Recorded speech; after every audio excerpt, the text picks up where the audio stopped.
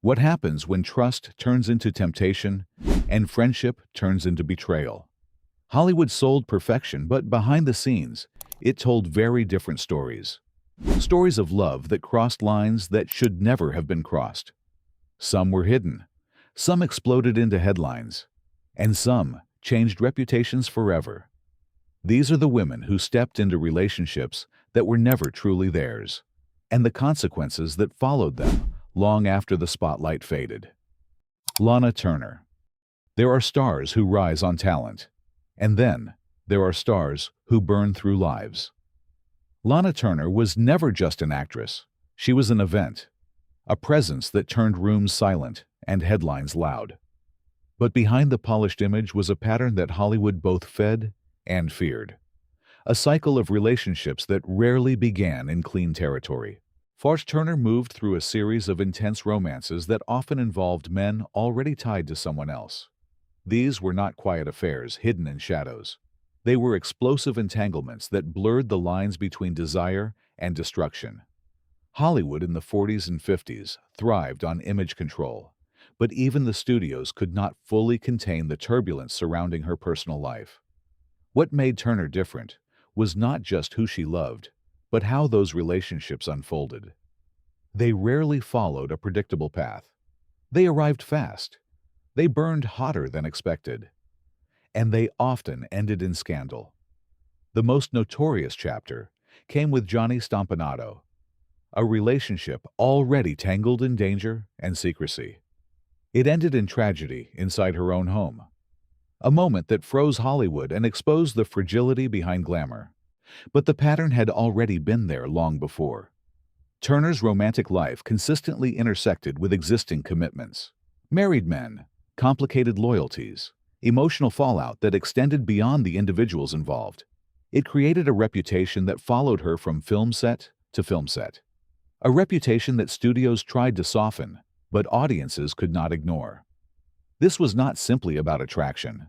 It was about a deeper instability inside the Golden Age machine, where intimacy became currency and loyalty became optional. Turner did not invent that system, but she moved through it without hesitation. And as her story unfolds, it forces a question.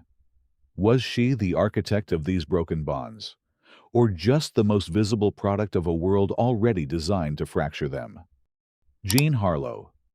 Before scandal became spectacle, there was Jean Harlow. She arrived in Hollywood like something unfiltered, a raw force that did not ask permission and did not wait for approval. The studios tried to shape her. The public tried to define her.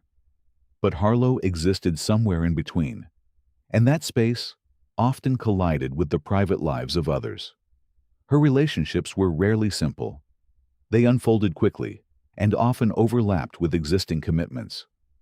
One of the most discussed chapters involved her marriage to Paul Byrne, a union surrounded by mystery from the very beginning.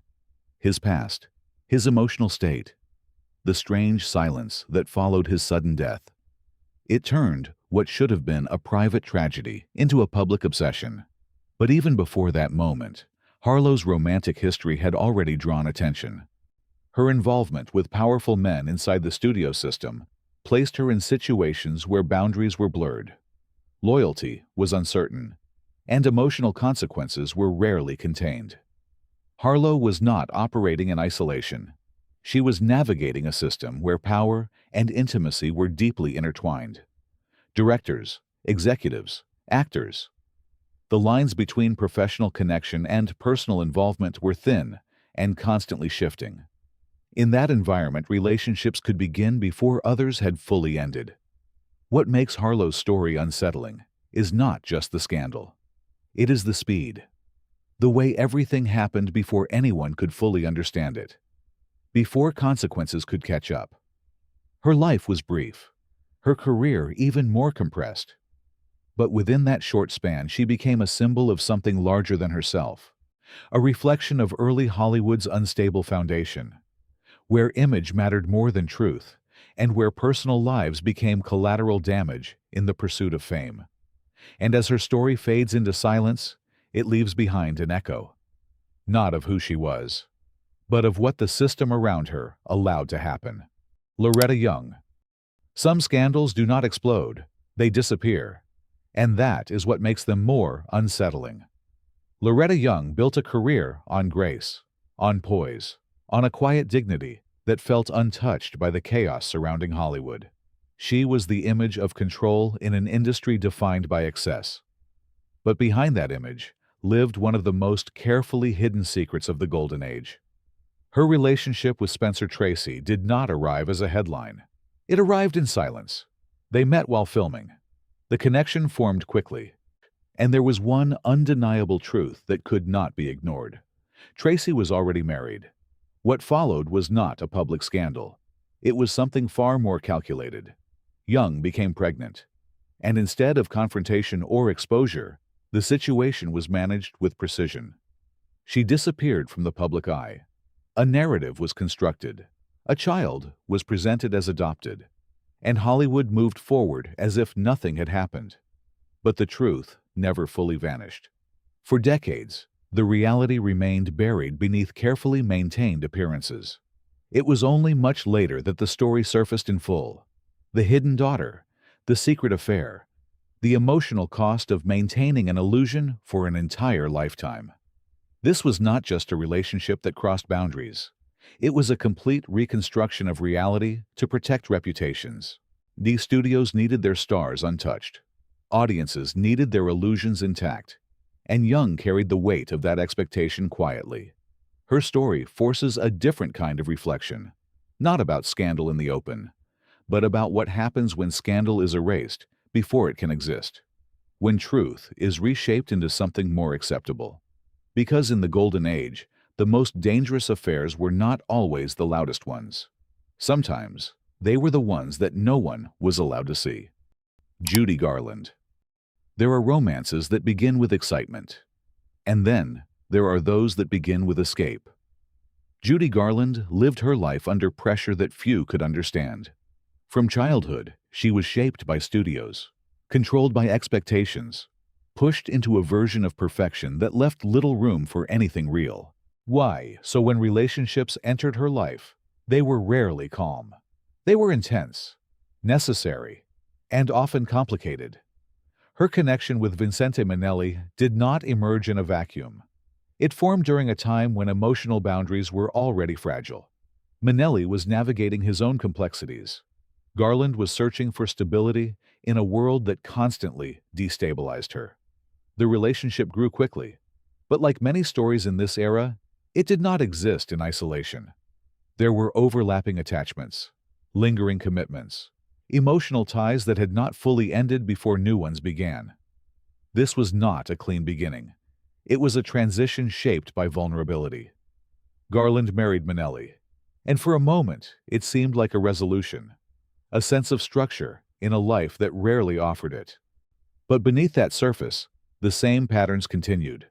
Turbulence, emotional dependency, relationships that blurred the line between comfort and conflict. Her life became a sequence of these entanglements, not driven by manipulation, but by need. A need for connection that often placed her inside already complicated situations. Situations where loyalty was uncertain and outcomes were unpredictable. What makes Garland's story different is the absence of calculation. She was not navigating these relationships with strategy. She was surviving through them, holding on to whatever stability she could find, even if it came at the cost of clarity. And that is what gives her story its weight. Because not every broken boundary begins with intention. Sometimes it begins with exhaustion, with longing, with the simple human desire to feel less alone in a world that never stops watching. Rita Hayworth. Some relationships begin in shadows. Others unfold under lights so bright they leave no room to hide. Rita Hayworth lived inside that light. She was not just admired. She was constructed, carefully shaped into a symbol of desire that the world could project onto. But behind that image was a woman constantly navigating expectations that never aligned with reality. Her relationship with Orson Welles did not emerge from simplicity. It formed during a period when both were already entangled in complicated personal circumstances. Wells carried emotional attachments that had not fully dissolved. Hayworth herself was moving through a life where boundaries between roles and reality were constantly shifting. Their connection was immediate, intense, almost inevitable. But like many relationships born inside Hollywood's machinery, it did not wait for clean endings. It grew, while other commitments still lingered. It expanded into something public before it could ever be resolved privately. When they married, it appeared as though the chaos had settled into structure, a union between two powerful figures, a merging of talent and presence that seemed destined for permanence. But beneath that surface, the instability remained. Hayworth struggled with the identity forced upon her. Wells struggled with control and artistic obsession. Their marriage became a collision of two worlds that were never designed to coexist peacefully. What makes this story significant is not just the overlap that began it. It is the illusion that followed. The belief that a relationship born from complexity could somehow transform into stability without consequence. It could not. Their eventual separation exposed the truth that had always been there. That beginnings matter. That the foundation of a relationship shapes everything that follows. And that even the most glamorous unions can carry fractures from the very first moment they begin. Joan Crawford. Control. That was Joan Crawford's defining force. Every movement, every expression, every decision. It was all deliberate. She understood Hollywood as a system long before others did, and she learned how to survive inside it by maintaining absolute authority over her image. But control does not eliminate chaos. It only hides it more effectively. Crawford's personal life moved through a series of relationships that frequently intersected with existing commitments. These were not accidents. They were part of an environment where proximity created opportunity, and where emotional boundaries were rarely respected. Her involvement with powerful men inside the industry placed her in situations where loyalty was flexible. Directors, actors, executives, many of them already tied to other lives, other promises, other people, and Crawford did not step away from those complications. What made her different was her ability to contain the fallout. Where others became headlines, Crawford became silence. She managed narratives before they could fully form. She redirected attention. She maintained the illusion of control, even when the reality underneath was far more unstable. This was not recklessness. It was strategy. But strategy has limits. Over time, the accumulation of these entanglements shaped how she was perceived behind closed doors. Not as the untouchable figure she presented to the world, but as someone deeply embedded in the same cycles that defined Hollywood's darker side. Relationships that began before others ended. Connections that blurred professional and personal lines. A pattern that repeated quietly but consistently. Crawford represents a different kind of story within this list. Not explosive scandal, not emotional collapse, but calculated navigation through morally uncertain territory. And that raises a different question. Is a controlled life truly stable? Or is it simply better disguised? Marlene Dietrich. Some stars follow rules. Marlene Dietrich rewrote them. She entered Hollywood already different, already untouchable in a way that had nothing to do with distance and everything to do with control. Dietrich did not hide her desires. She did not pretend to conform. And in an era built on illusion, that honesty made her both magnetic and dangerous. Her relationships were not confined to quiet arrangements. They extended across actors, directors, and powerful men who were often already committed elsewhere. One of the most documented patterns in her life was her involvement with married partners. Not as isolated incidents, but as a recurring reality. Dietrich did not apologize for it. That is what unsettled people. In a time when studios crafted images of purity and loyalty, she existed outside that framework. She moved through relationships with a sense of autonomy that challenged the expectations placed on women in Hollywood. And those relationships often collided directly with existing marriages. Her connection with figures like Errol Flynn reflected that pattern. Intense, immediate, and unconcerned with boundaries that others tried to maintain. These were not hidden affairs built on secrecy. They were known, discussed, sometimes even accepted within the industry's inner circles. But acceptance did not erase consequence. Behind the confidence and control, there was still emotional fallout. Relationships that ended abruptly, attachments that could not sustain themselves under the weight of their beginnings, and a reputation that followed her not just as a star, but as a disruptor of conventional boundaries. Dietrich represents a shift in this narrative. Not someone pulled into complicated situations, but someone who stepped into them knowingly. Someone who refused to play by the rules that governed everyone else. And in doing so, she exposed something deeper about Hollywood, that the rules themselves were never as solid as they appeared. Katharine Hepburn. Some relationships do not explode. They endure. Katharine Hepburn built her identity on independence. She rejected expectations, challenged norms, and carried herself with a confidence that set her apart from nearly every other actress of her time. But even she became part of one of Hollywood's most complicated emotional entanglements. Her relationship with Spencer Tracy began while he was still married. And unlike many affairs that burned quickly and disappeared, this one remained quiet, consistent, and deeply embedded in both of their lives. Tracy never divorced his wife. That fact never changed. And yet the relationship continued for decades.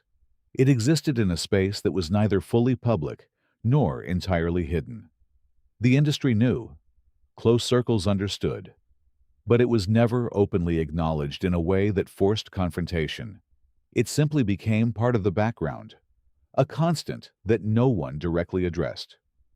What makes this story different is its longevity. This was not a moment of impulse or a brief crossing of boundaries. It was a sustained connection that lasted for more than 20 years. A parallel life built alongside an existing marriage that never officially ended. Hepburn did not attempt to redefine it publicly. She did not frame it as something it was not. Instead, she allowed it to exist as it was. Complex, unresolved, and emotionally significant. There is a quiet intensity in that choice, because maintaining a relationship under those conditions requires a different kind of acceptance, an understanding that there will never be full resolution, that the structure will always remain incomplete. And yet she stayed. Hepburn's story forces a difficult reflection, not about scandal in its loudest form, but about commitment in its most unconventional shape. A connection that defied traditional boundaries, not through chaos, but through persistence. And that persistence made it impossible to ignore. Ava Gardner. Some relationships feel inevitable, as if they were always moving toward collision even before they began. Ava Gardner did not ease into Hollywood. She arrived with a presence that felt unfiltered and unpredictable. There was nothing fragile about her appeal. It was direct, it was undeniable, and it did not wait for permission. Her connection with Frank Sinatra did not begin at a convenient moment. Sinatra was married to Nancy Sinatra. His life was structured, defined, publicly stable, but stability inside Hollywood was often an illusion waiting to break. When Gardner and Sinatra met, the attraction was immediate, not gradual, not cautious, immediate. And once it began, it did not slow down to consider consequences. It intensified.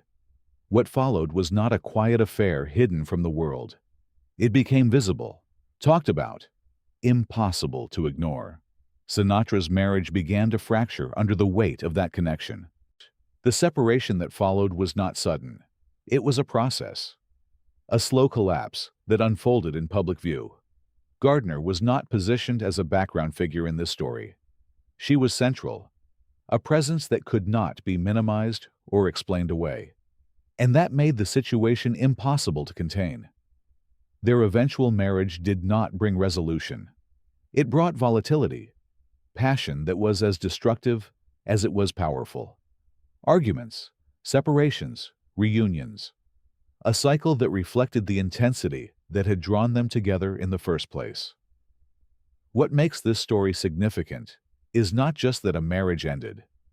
It is how visibly it ended, how the private became public, how a relationship moved from secrecy into spectacle. Gardner did not operate quietly. She lived fully within the consequences of her choices. And in doing so, she became part of one of the most documented emotional upheavals of the Golden Age. A reminder that some connections do not just change lives. They rewrite them completely. Lauren Bacall.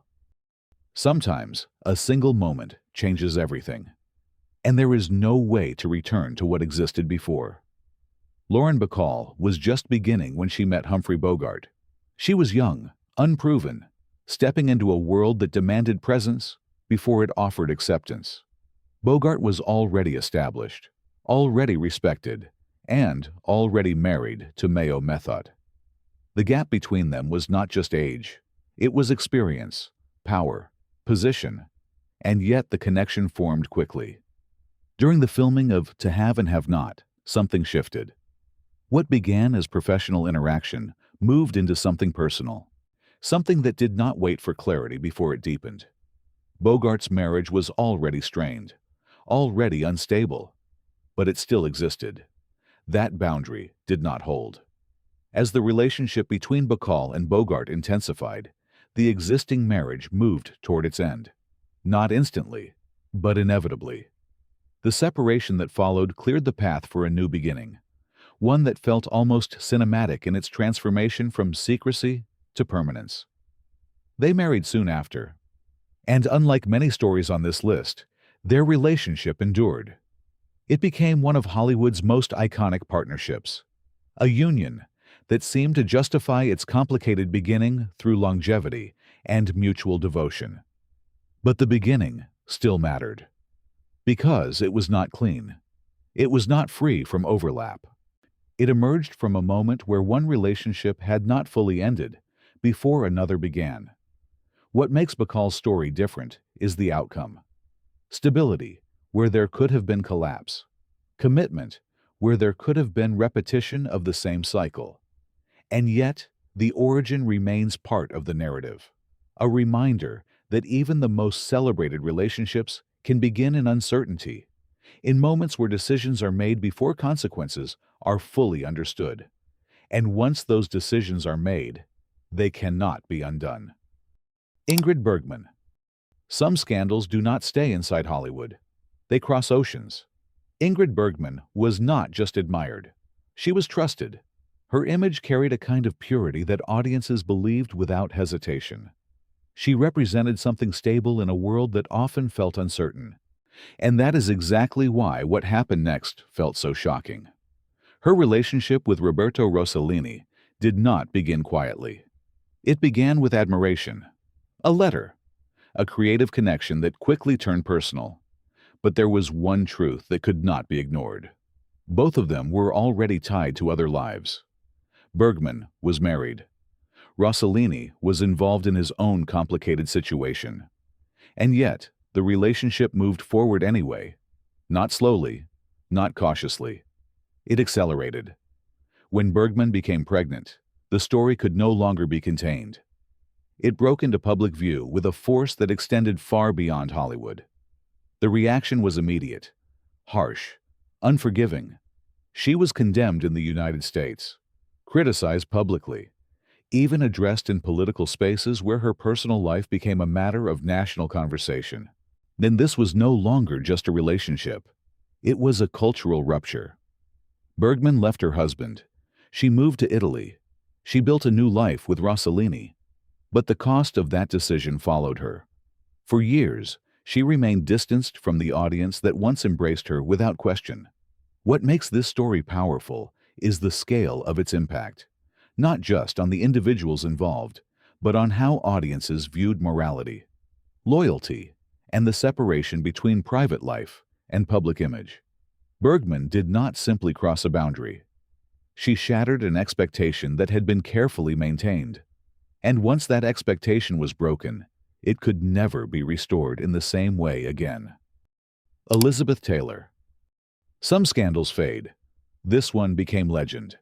Elizabeth Taylor was not unfamiliar with attention. From the beginning, her life existed under constant observation. Every role, every decision, every relationship. But nothing prepared Hollywood for what would become the most infamous personal controversy of the Golden Age. Her connection with Eddie Fisher did not emerge from distance. It came from closeness, from friendship, from trust. Fisher was married to Debbie Reynolds, and Reynolds was not just another actress. She was Taylor's friend. That is what transformed the situation from scandal into betrayal. After the death of Taylor's husband, Mike Todd Fisher became a source of support, a presence during grief, a connection that felt safe. But that connection shifted, quietly at first, then undeniably.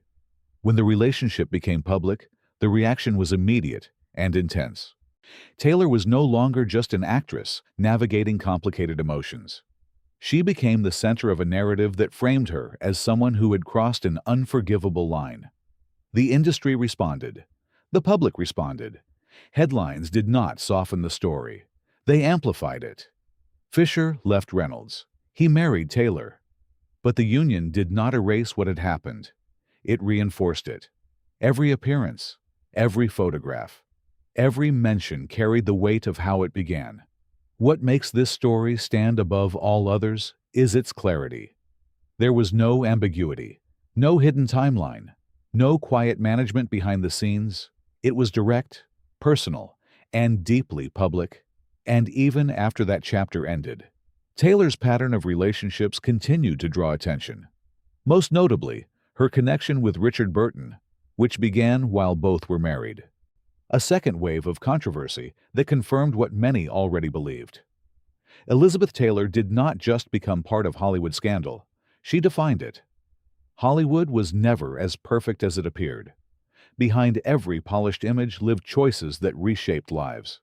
These stories were not just about romance. They were about consequence, about desire colliding with loyalty, and about a world where even the brightest stars cast shadows no one could ignore.